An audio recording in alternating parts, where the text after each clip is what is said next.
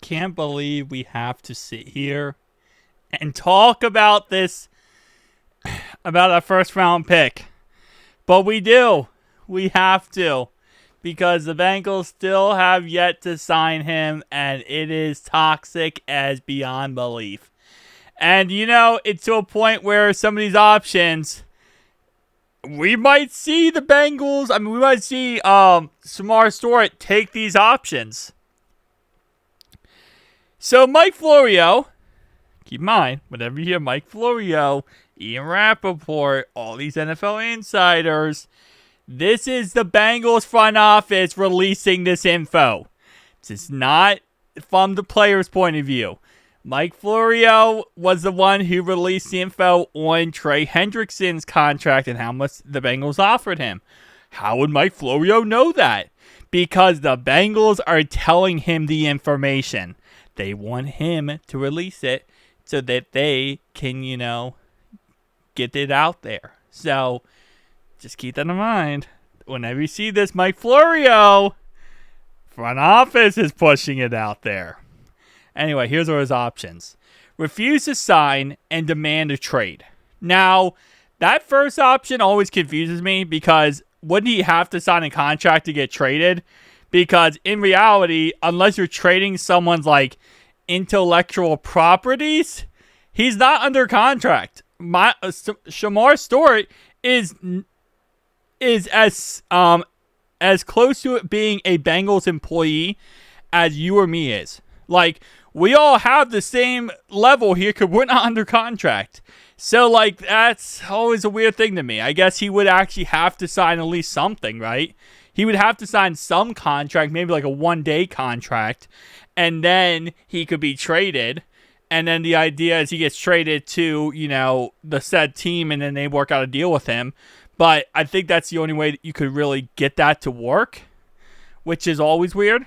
Wait to sign until Tuesday after Week 10 and still play in 2025. After that, he can't play at all in 2025. So he's pretty much sitting out as much as humanly possible. But again, even with that, can't they still fine him? Again, he's it's so weird. He's not a player. He's not on the contract. But the Bengals still have the ability to fine him for doing that. So that's a mess. Refuse to sign at all until the 2026 draft begins. At that point, he re-enter the draft pool. See, that is so interesting to me. So if he doesn't sign until the next draft, so if you're a player, right, and you get drafted to a team you don't want to get drafted to, or maybe you think you should be a first round pick and you got drafted in the 5th round like Shedeur Sanders, right? You could refuse to sign your contract, refuse to say, I'm not going to even participate in this, and then when the next draft comes around, you're on the draft board again. That seems like a really bad way. I don't know, I don't say bad way, but that just seems like someone could manipulate that. Most of the stuff in the NFL, right? It's so players can't do stuff like that. They make wording in, these NFL deals and NFL contracts so players can't finesse the system and kind of pick and choose where they want to go, and they have to follow the philosophy of, you have to go to this team, you have to go to that team. That's, the point of it, right? Is, they can't finesse the system.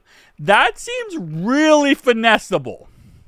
Hey, I think I should be a first-round pick. You know what? I'm going to wait till next year's draft, because next year's draft, there isn't that many good of my position out there, so I'm going to be a higher overall pick, and I'll make more money. That seems very finessable. Now, again, you also, you have to keep in mind, you also lose a year. With the whole Trey Hendrickson situation, if he sits out a year, he's losing a year of his career. And he's only going to get older. And Father Time doesn't give back. So, that's also a factor. But if you're 21 or 22 years old coming out of college, and you're like, oh, I got drafted in the 5th. I know next year, my coach told me, if I wait till next year, I'll instantly get a higher pick. But then again, then teams could refuse to draft you because they think you're a problem. right? Because then if you're a team, why draft this guy? Clearly, he thinks, he's not going to listen to the process. And then also teams could backfire that and be like, we're going to purposely not sign you or draft you to the 7th round so that no one else does this. And then the last one is try to return to college for the upcoming season. So this one is interesting too. So he could theoretically speaking just be like, you know what? Done with you guys. I'm going back to college. So there is really no obligation. I should have realized that, but I didn't at the same time. A player has no obligation when you draft them to even play for your team, let alone join the NFL. So a player could file for the NFL draft, get drafted, go through all that process, whatever, right? And then be like, I kind of want to be a doctor. I just don't want to be on news. I don't want to play. Nah, I'm sorry. And just leave. There's like no obligation at all. I thought there was like somewhat of an obligation, not like obviously contractual agreement, but I thought you maybe when you joined the NFL draft, you signed something that said, hey, you have to play for whoever drafts you. But I guess not. I guess there really is just a, hey, I didn't like it. I didn't like this draft. I don't like this. I'm not going to play. I'm going to go back to college. I'm going to be a doctor. I guess I should do the opposite. I'm going to work at McDonald's. I don't know. Like, there's also the opposite there. Okay. That's interesting.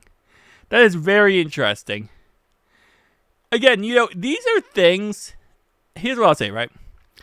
All the things I'm talking about in this video are gray areas. And this is why they're called gray areas. Because they never happened before.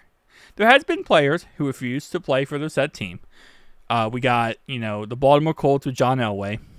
We obviously got Eli Manning, and Phillip Rivers in the end because of the Eli Manning situation.